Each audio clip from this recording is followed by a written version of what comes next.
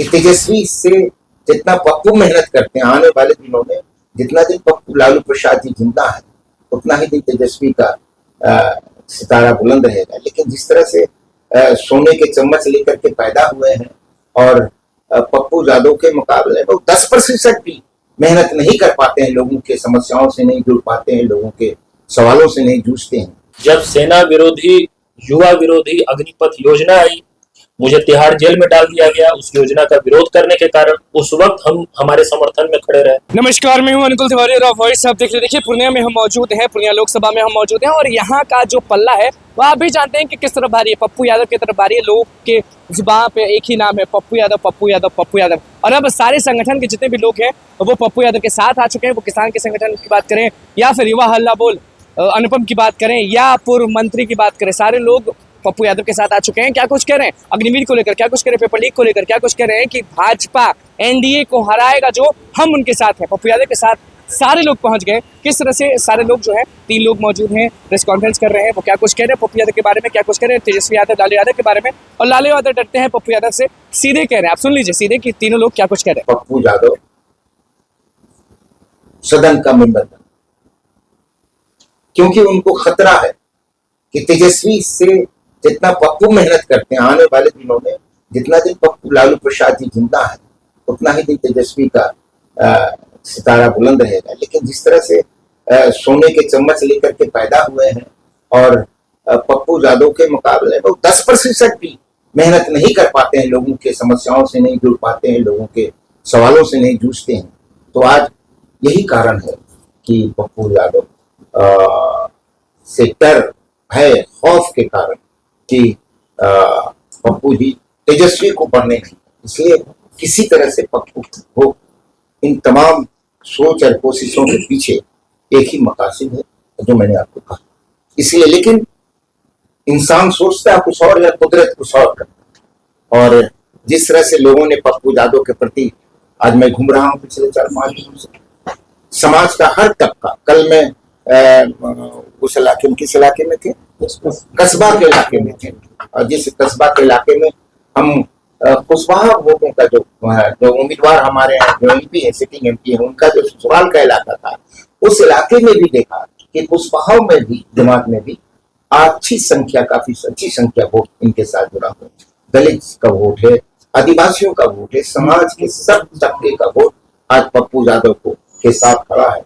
इसलिए पप्पू यादव तमाम कोशिशों के बावजूद भी लालू प्रसाद के आज ये चुनाव, इस इलाके के चुनाव, इस पूर्णिया की चुनाव, पूर्णिया की जनता लड़ रही पप्पू यादव के प्रति और आक्रोश के साथ लड़ कि लालू का के फैसले से पूर्णिया का मुस्तकबिल, पूर्णिया के लोग उस फैसले के साथ नहीं रहेंगे, हम खुद फैसला करेंगे कि हमारा उम्मीदवार हमारा।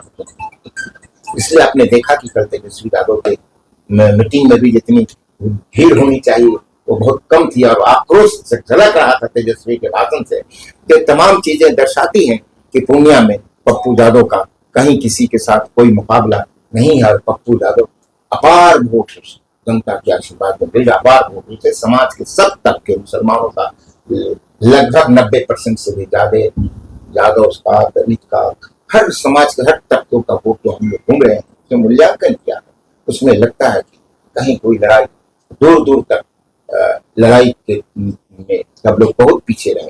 इसलिए राहुल गांधी आ रहे हैं, क्या लग रहा है सर पहले बोलिए उसके बाद।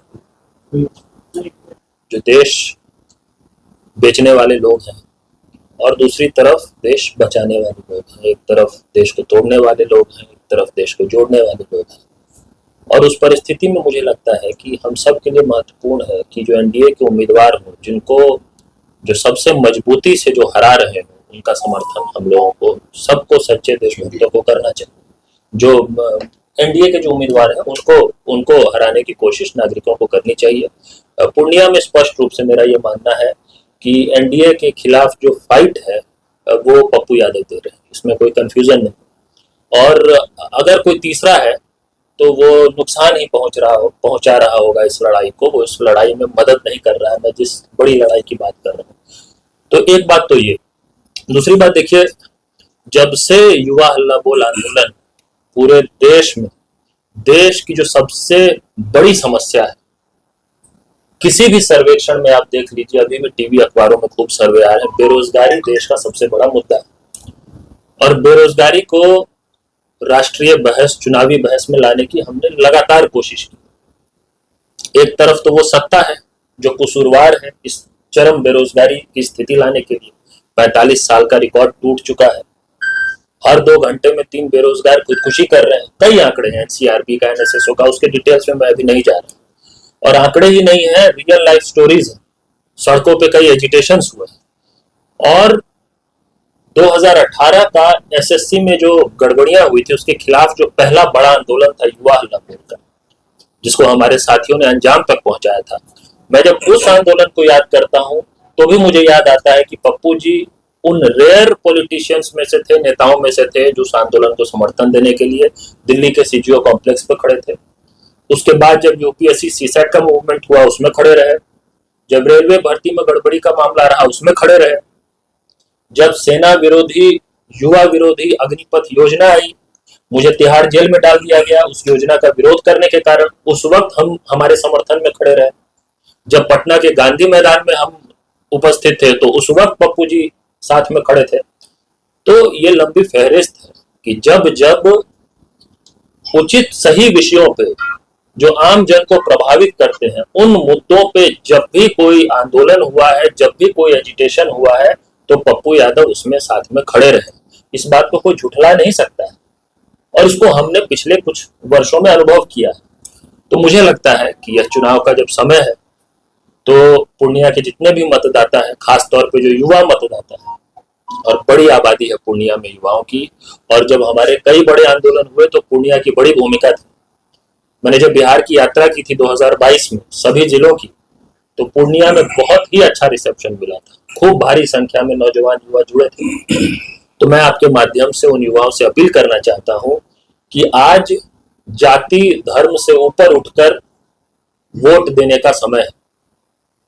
जो लोग नहीं अपने दिमाग से निकाल पा रहे हो जाति धर्म का भेदभाव, उनको छोड़ दें, लेकिन कम से कम जो नौजवान है, जो इस देश की जनसंख्या का 70% है, अंडर 35, अगर वो ठान ले कि हम इस देश को, अपने समाज को जाति धर्म की कुरीतियों से बचाकर उन मुद्दों पर राजनीति को लाएंगे जो मुद्दे हमारे जीवन को सही में प्रभावित करते हैं, तो उसकी वो एक बहुत बड़ा योगदान होगा। मुझे लगता है कि नौजवान ये काम करना चाहता है और मुझे लगता है कि यहाँ पे उनको एक ऐसा उम्मीदवार मिला है जिनके माध्यम से वो ये काम कर सकता है।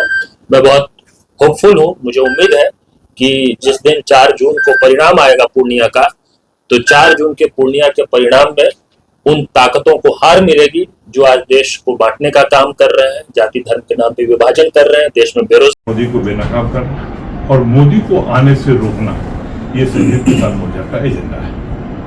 हम लोग पूर्णिया भी आए हैं, उसी एजेंडा के तहत आए हैं। किसको समर्थन मिला आपके तरफ से, आपके संगठन की तरफ से? आप सीधा सीधी है कि मोदी का जो भी गठबंधन का जो उम्मीदवार है उसको हारना चाहिए। पहला तो ये है, जिससे हारे उसको हम लोगों का समर्थन है। और हम लोगों को पता है कि पूर्णिया में जो गठबंधन का उम्मीदवार है, मोदी गठबंधन, वो किससे हारेगा ये हम लोगों को पता है। इसलिए आप किसी को कोई पूर्णिया में भ्रम नहीं है कि जो गठबंधन का उम्मीदवार है वो किससे हारेगा। वो पूर्णिया के एक लोग जानते हैं, एक किसान जानता है। तो आपने सुन लिया कि पप्पू यादव की जीत तय है, क्योंकि सारे संगठन के लोग जो है वो पप्पू यादव के साथ खड़े हो उतरे हैं। और साफ उन लोगों का कहना है कि पप्पू यादव के साथ इसलिए दे रहे हैं क्योंकि जो एनडीए को हराएगा मजबूती से, संगठन उनके साथ है। तो बस हमारे चैनल को सब्सक्राइब करें, स्पेशल लाइक करें। धन्यवाद।